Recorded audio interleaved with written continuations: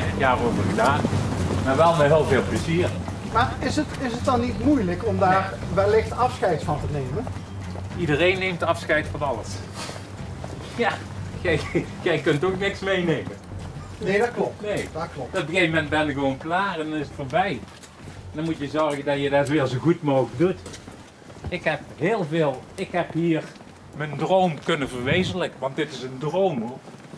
Er is nog een staakerven, we hebben een trekkershut nog en er is nog een staakerventuur. En een heel leuk ouderwets speeltuintje zag ik. Ja, we hebben speeltuin, maar dat is ook weer zo ontzettend moeilijk natuurlijk, want al de voorschriften, al die lobby, die is best moeilijk, want ik heb mijn speeltuin eigenlijk in Duitsland van Gogh gekregen omdat hun nieuw moeten plaatsen. Dus, maar anders, ik kan geen familieschool van 12.000 euro neerzetten. Dan moeten er veel kinderen op spelen, wil ik het eruit hebben. Ik kan geen chalet bouwen van 40.000 euro, net als Centerparks. Dat moet ik anders doen. Dat moet ik zelf doen, dat moet ik halen, dat moet ik verbouwen. En dat heb ik gedaan. Als we dan nog even... Ja, hier heb je nog het mooiste gedeelte, wil ik je dat laten. Het mooiste gedeelte. Dan kan je een kop koffie drinken als je en dan zet het ding maar op. Hier heb ik een kantinevulling voor. En ja, hoe moet ik zeggen, dat is ook wel... Ik heb dat nooit gebruikt, maar ik heb het eigenlijk... Ja, hoe moet ik zeggen, ik doe het meer voor de vergunningen toen op een gegeven moment. Toen ik de kans kreeg, gemeente Bergen heeft als speerpunt toerisme, kon nergens koffie drinken, de fietsers. Toen zeg ik van, waarom laat je de kantine van de campings niet ontstaan? Ja, want dat mocht niet, dat mag alleen voor mensen van de camping. Maar hier komt geen man van de camping koffie drinken. Die Komen doen hier wel fietsers dan? Ja, fietsers of mensen die gaan wandelen of dat soort dingen. Maar dan moet je verder uitbouwen. Ik heb dat niet gedaan, want ik heb met 2 handen en die zijn echt volledig bezet. Ik heb dat niet ontwikkeld, maar dat is te ontwikkelen. Daar kun je veel mee doen. Het mooiste gedeelte had je ons beloofd. Ja, kom dan. Struikel hier.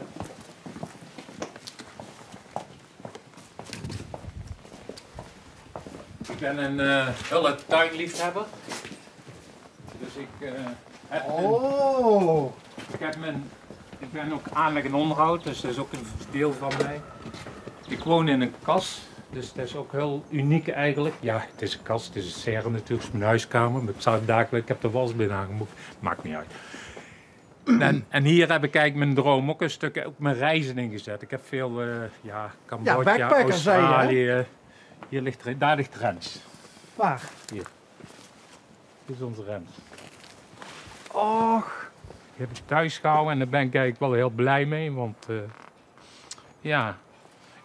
wij geloven niet zo in kerkhof of dat soort gedoe allemaal en al die gedoe. Dus hij pakt bij en ik ga altijd mee. Dus waar we ook heen gaan. Wat hij gaat altijd mee? Als wij verhuizen, dan gaat hij gewoon mee. Ja, uiteraard. En we hebben iedere vrienden die komen, die hangen hier dingen in. En ja, dat is wel heel erg fijn. En daar hebben we een bank staan altijd, maar die staat nou nog binnen. En dan zit ze hier. Hij is eergisteren jarig geweest, zou hij 31 worden.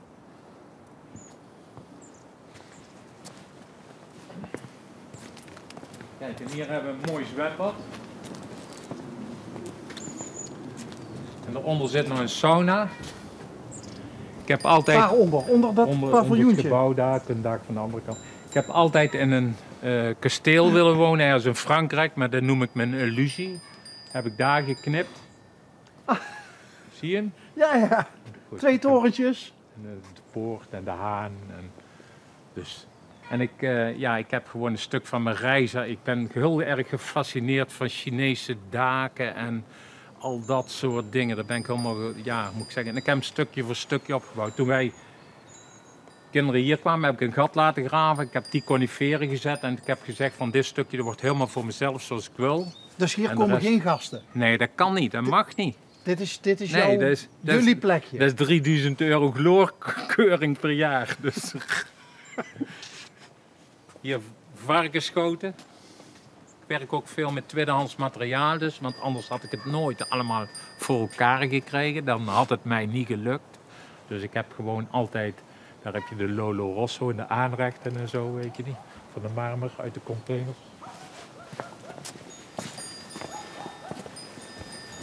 Hier heb ik ik ben een stuk gefascineerd door het boeddhisme. Niet materialistisch, klinkt raar, maar daar ben ik wel heel erg door gefascineerd door die vorm. Geen verering, geen delen. En ik was in Thailand aan het reizen en ik was zo onder de indruk van respect en dat soort dingen allemaal. In Cambodja en zo. Dus ja, die rust, die respect, al dat soort dingen. En als ik dan thuis kwam, dan ging ik weer iets bouwen. Ik ging meestal weer... want in gemeenten en zo, die zeggen van onderwerp speerpunt toerisme. Maar we hebben heel erg hard moeten werken om het allemaal klaar te krijgen. We zijn met 5 eenheden begonnen, nu hebben we dus 25. En we hebben moeten knokken in ons leven om dat allemaal klaar te krijgen. Want het is niet makkelijk. En daar werd ik af en toe wel ziek van. Maar ja, je bent al door blijven gaan. Want je zegt nou ook het boeddhisme, hè? Ja. Het boeddhisme is een... dan heb je het over een sobere levensstijl.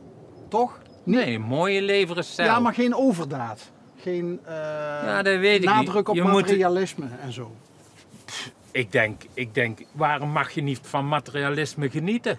Maar je moet er wel van genieten. Je moet het niet willen hebben. Ik schaam me soms om een zwembad te laten zien, maar ik heb het wel zelf gebouwd. En dat scheelt natuurlijk aanzienlijk. En het is een stuk in mijn droom. Gewoon omdat ik, ja, een tennisbaan, hè. Ik tenniste graag. Met de gebruikte varkensschootjes ernaast.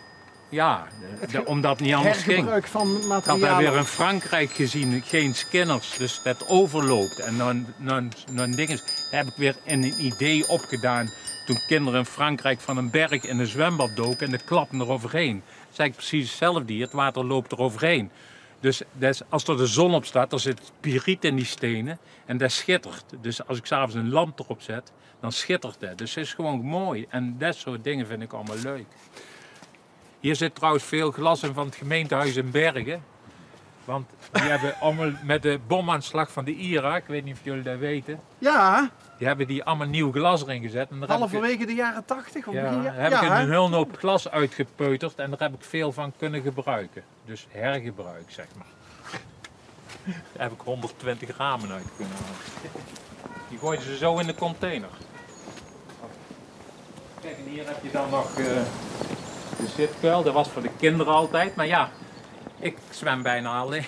Hier heb je de kinderen dan zitten en de vrienden. Er zit nog pizza over. Ik heb nog 4 maanden in Italië gewerkt vroeger. Oh, verrekt. Ja, dat is een pizza over. Pizza over, maar je moet geknipt, het moet vrijgemaakt worden. Ik gebruik het allemaal. Het is zo jammer om het allemaal niet te gebruiken. Hè? Je hebt dus van een oude surfplank heb je een buitendouche surfplank. En als je roestvrij stalen sproeier gaat halen, ben je gewoon 1100 euro kwijt. En een surfplank waar de punt van kapot is en die duwt die punt in de grond. De zandbak van de kinderen. En is dat nou de sauna? Nee, die zit eronder. Oh, die zit eronder. Gebruik je hem nog? Nee, ook niet meer. Ook niet meer? Nee, ik niet meer. Nee. Waarom niet? Ja, waarom wel? Ja! Ja, ik gebruik het eigenlijk bijna allemaal niet meer. Dat is ook een tijd om te vertrekken. Je bent eigenlijk al met 1 been een beetje...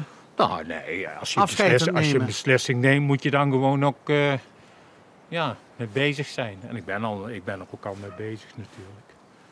Dus, maar we hebben al voor een paar weken terug kregen we ook een koper. Maar dan komt hij hier en die zegt ik heb geen geld. Ja, daar gaat ook niks aan. Daar zit nog een meditatiehut. Dat is echt een hut helemaal voor mezelf. Daar zit, hoe moet ik zeggen, al dingen die niet in huis mogen van mijn vrouw of zo. Of niet mogen, die ze liever niet ziet. Of van reizen, van Indonesië en zo, die zet ik allemaal erin. Dus dat is puur een heel erg stukje privéhuis. Kan ik ook nooit slapen als ik wil. En daar zit je nog wel eens? Niet meer, ook niet meer. Nee. Ook niet meer? Nee. Niet meer. Ik vind het leuk om te creëren. Dat is mijn grootste hobby. Dingen creëren, dingen maken. En zo gauw als ik het maken heb, ben ik al lang ergens anders mee bezig. Dan is het hoofd al wel verder. Ja. Ik heb erachter toen een terras gemaakt, want die boom die pakte die avondzon altijd. En ik weet niet of jullie bij de camping dat priëel gezien hebben, ook nog zoiets. Hier zit een priëel in. Maar hier heb ik hem niet geknipt. Bij de camping heb ik hem wel klaar van rode beuk. Dat is een soort huisje. Dat doe je 10 jaar over eer dat je het klaar hebt. En dan heb je gewoon een plek in de schaduw. Bij de camping was hij wel klaar. Waar zit je nou het liefste? Ik zit daar dikwijls graag. Ja, Gewoon op een stoel? Ja, of liggen op een stretcher, 's middags een half uur te slapen of zo. Als ik de kans krijg. Ja, als je de kans krijgt, want het is... Dat krijg ik wel. Toch? Ja, Want het is toch een enorm bult werk, zo'n camping? ja, maar als je... Dat is hoe je het geleerd hebt. Ik heb op een flat gewoond. Ik geloof je misschien niet, maar dat is toch echt waar. 4 hoog. Ooit. En je gaat daarmee om. En hier ben je ook maar om moeten leren gaan. Toen ik in het begin dacht, wat moet ik met die grond? En dat leer je zeg maar een stuk. En nou, dat doe je gewoon. En ik werk wel graag. Ik heb helemaal geen hekel aan te werken. Dus ik vind werken wel een goede... Zou meer mensen moeten doen. Ik wil je nog één persoonlijke vraag stellen. Of je antwoord geeft, dat bepaal je helemaal zelf natuurlijk. Je hebt het over leren. Hè? Hoe leer je omgaan met het verlies van je kind? Leer je, omdat er is geen keuze. Je hebt geen keuze. Dat is zo'n diepe wond. En in een man denk ik nog dat het makkelijker is dan in een vrouw. In een moeder.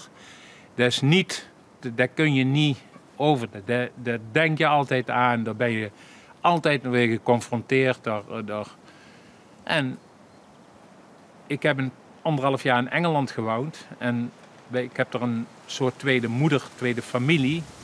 En die vrouw die zei mij toen ik 19 was, zei that's life. En dat is eigenlijk het enige wat ik kan zeggen. Je kunt dat niet vergelijken met iets. Je kunt niet zeggen van ik... Maar het valt mij wel op hoeveel mensen dat ik dikwijls... Of hoeveel mensen... Ik krijg heel veel mensen in de loop der jaren daarna op de camping die een kind verloren zijn. Of die kanker hebben tegenwoordig. Want iedereen heeft kanker gewoon. En ik weet niet waar dat is. Of je dan zo kijkt of... Zo, ja, that's life. Meer kan ik er niet van zeggen. En verder heb je het er maar mee te doen. Ja, of je wilt of niet. Punt. En je moet geen waarom vragen stellen, kom je nooit uit. Waarom komt mij daar waar ooit mensen zeggen? Of waarom? Ja, je kunt er gek van worden, je kunt er...